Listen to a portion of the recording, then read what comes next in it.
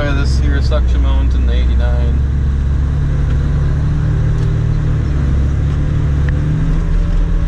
It's pulling pretty hard today. Like it always does. This thing's pretty heavy built. I'm incorporating some urea into the ground right now as well. I just spread it. This is a highly erodible field. What that means is Soil and Water Conservation has deemed that there's some steep hills and hilltops that'll erode. So they want us to take measures to prevent that. So what I'm doing is just on a few spots. It's not that bad. So just on the hilltops here, I'm picking up over some of the steeper parts just to help it not erode. You just leave the last year's crop and you pretty much no-till right into it, or you do no-till right into it. The owner told, or the farmer told me to do that. So you can tell that we're in a pretty steep hill because the tractor really dogs when we come up that hill.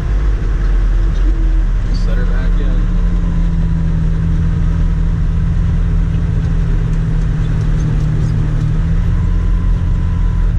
I'm in B5. I'm trying to push 6 miles an hour, 5.5, and it's working the tractor. I might take her back to B4. We'll see. It's kind of nice to have the speed to this thing, like people already know. It really makes the dirt get shook around and breaks it up a lot better.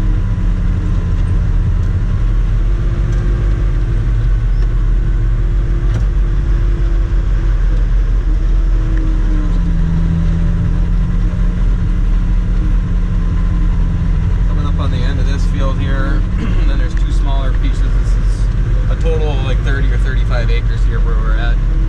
There's one big field that I'm in right now, and there's a couple smaller pieces. I'm on the headland right now, and that's why it looks like I have so much overlap, if that's the side you guys are looking at. Going along the tree line here, you'll see in a second when I turn around and go back the other way. There's a couple trees that fell in the field that we need to push back with the rock picker loader tractor. That's the problem when you don't own these fields and you're not sure if you're going to rent them. It's like, it's technically their responsibility to clean them up, I would think, but we usually end up just pushing them back because there's no need for all that wood.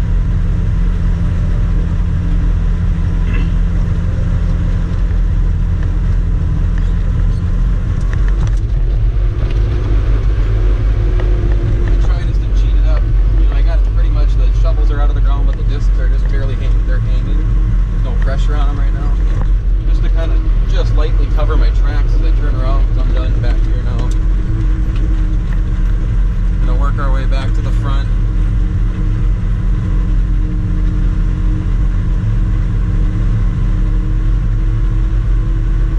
Probably wouldn't have had to do too much of this hills, but to leave them. But what do you do? It just might as well. Huh? It doesn't.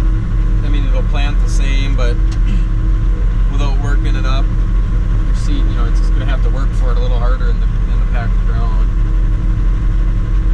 But that's alright, we got urea down, he'll come through and he'll Y-drop, which is like dripping liquid nitrogen.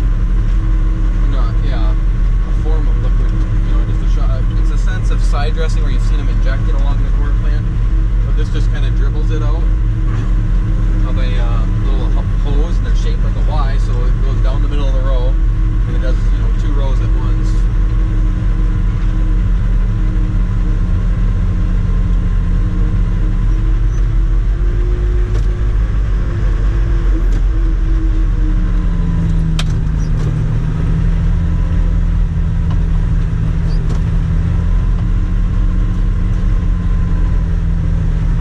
Dress up along the road here. It's kind of steep along the road, so I'm going to leave about, 10 feet.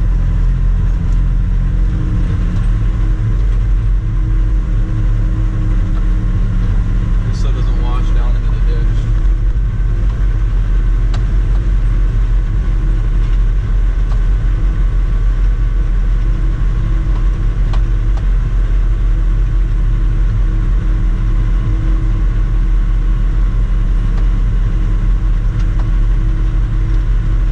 about, 5 to 7 acres left of this field.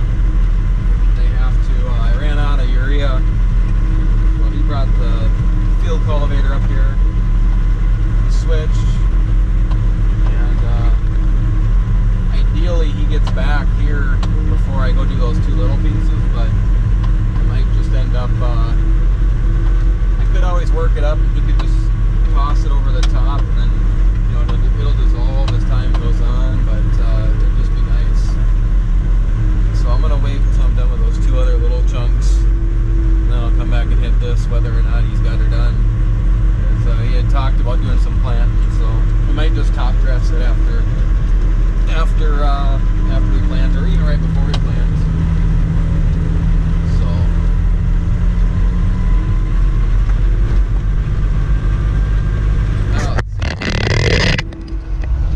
let's see up front. Place that mirror right your way. Let's see here.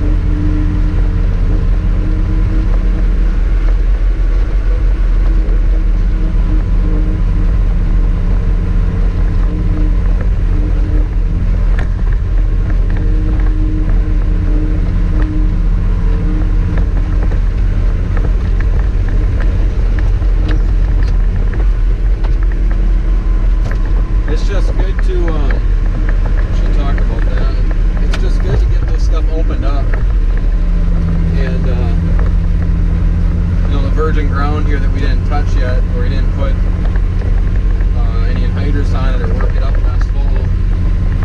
That's pretty tough to get to dry out. You got all that trash that's laying over the top, and